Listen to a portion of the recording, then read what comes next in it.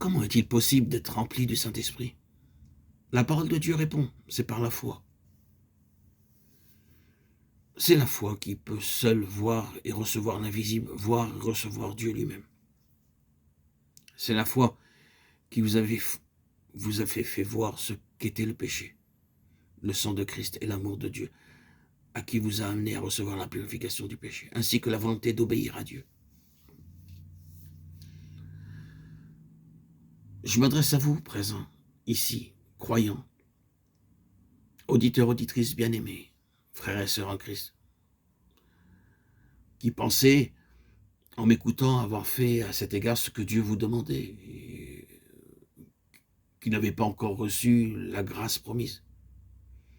Examinez donc avec foi s'il n'y a plus rien en vous à expulser.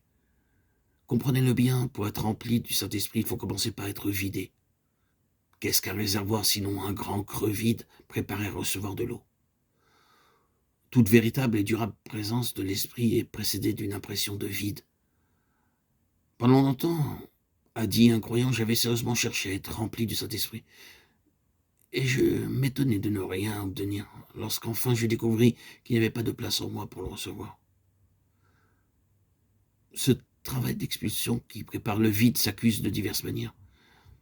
C'est une profonde conviction de l'insuffisance de la religion connue jusqu'alors, religion où prédominait l'alliage de la sagesse humaine et des œuvres de la chair. C'est l'abandon volontaire de tout ce qu'on reconnaît avoir voulu garder en main sous la domination du moi, de tout ce qu'on ne croyait ni nécessaire ni possible de placer sous le regard de Jésus.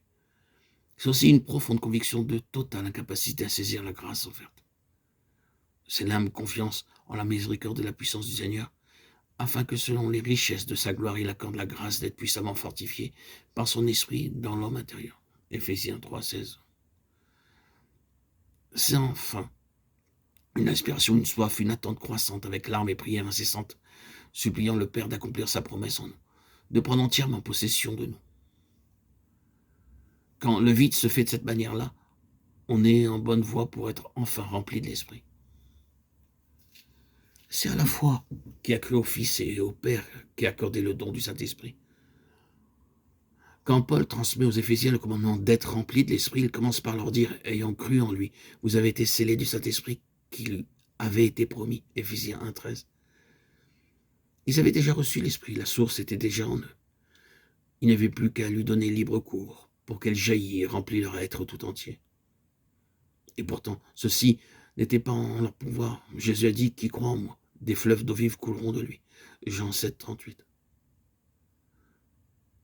Pour que la source cachée au-dedans puisse jaillir et se répandre au dehors, il faut qu'elle soit sans cesse alimentée d'en haut par Jésus. C'est en lui que se trouve cette source de vie. C'est de lui qu'il faut la recevoir, en étant en communion intime et continuelle avec lui. C'est de lui, le cep vivant, que la sève passe dans les sarments dès que ceux-ci sont prêts à le recevoir avec une foi simple et confiante. C'est par la foi en Christ que ce baptême de l'Esprit commencera, continuera, se renouvellera, et que même il débordera.